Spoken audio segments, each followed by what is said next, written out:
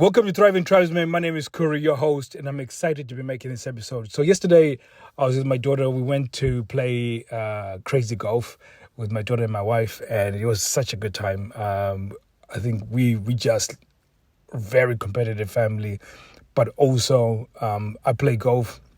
My daughter used to have golf lessons, so she's quite good as well.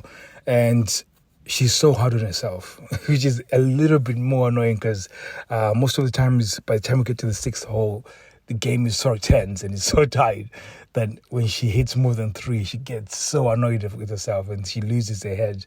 And it's kind of similar to what I talked about when I went to play golf with my father-in-law, that I kind of lost it at one point, and then I was ruminating in my head, and because I made a mistake, that mistake was affecting every other shot I was doing. And she does that sometimes. She'll overhit something, and then she'll be now on number 4, and then she panics, and then she just sort of loses it, and then she will end up hitting 6 shots.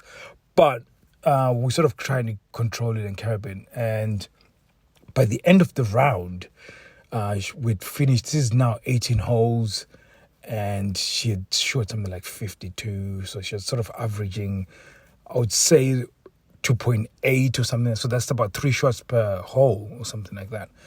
And 3 shots per hole for 18 on crazy golf is insane for an 11-year-old. Like, that's crazy numbers, because she actually got a hole in one as well. So there were other places where she hit a lot of 2s.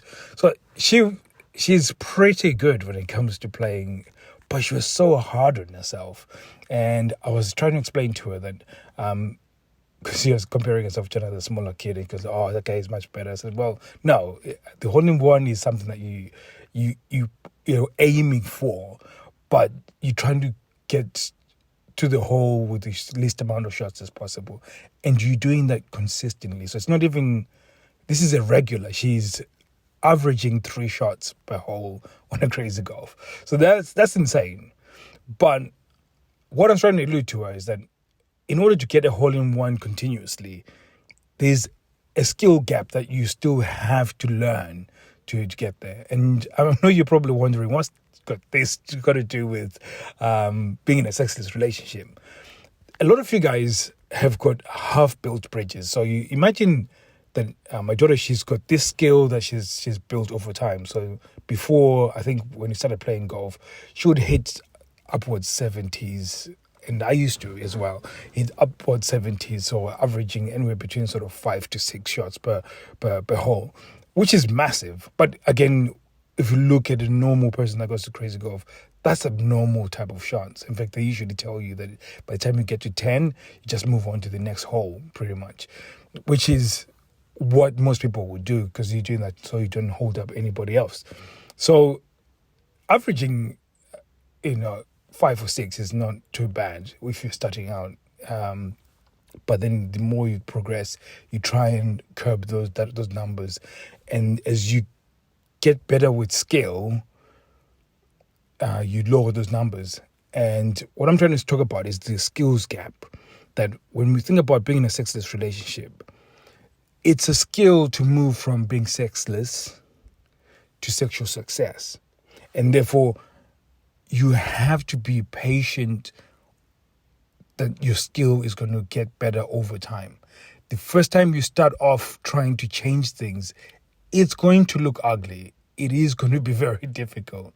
And like my daughter, you'll probably make some bad shots. You'll make some bad moves. And usually most people, what they do is that they'll make a bad move or have a few bad shots, and then they'll pivot and then change, and then they'll do something else. And within your journey to try and change your sexless relationship, you've got this series of half-built bridges. And that's why my friend calls them half-built bridges, where you're just about to cross over to figuring out how to fix a sexless relationship. But because you're seeing the failures, you're seeing the missed shots, you're seeing all these things that are not quite coming together while you're learning the skill. So you then think, you're not good at this skill, I need to move to somewhere else. Well, you're actually getting better. So you're probably getting better at doing this thing, which is going to be the thing that changes your sexless relationship. but then you just leave that, and then you go to something else, and then you're now trying to rebuild another skill. So you're now trying to learn another skill, and you're now trying to do something else, and then all of a sudden you figure out that you suck. And with all these skills that you're trying to build, you're going to suck, and that's part of it. And that's what I was saying to my daughter, that you are going to be bad.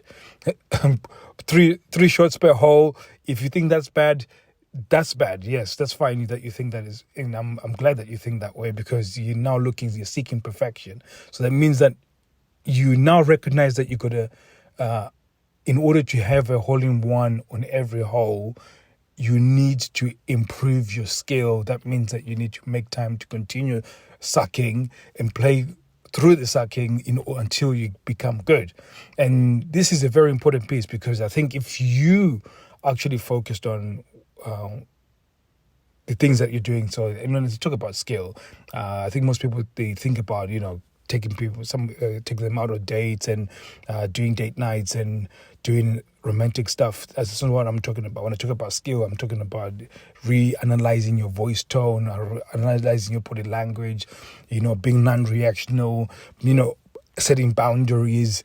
And I think there's a term that we started coining from yesterday, which is chopping down the tree, because it's, in order to chop down on the tree, you're going to hit the axe, but you're not going to hit it once and then it falls. You're going to have to hit it continuously over a period of time. And again, there's other factors that have to come into play, that you have to sharpen the axe before you actually do it. So there's quite a lot of things when it comes to building skill and getting better at something. And you have to increase the volume of doing that skill in order to get better. And then as you get better, you build this bridge which is complete, and which is what's going to move you from being sexless to sexual success. So hopefully that actually makes sense to you guys, because I think this is a very, very fundamental piece to actually be getting success within your relationship. I think most guys can actually figure this out, but they just never give themselves enough time to continuously suck until they get good within the skill of changing the successful relationship.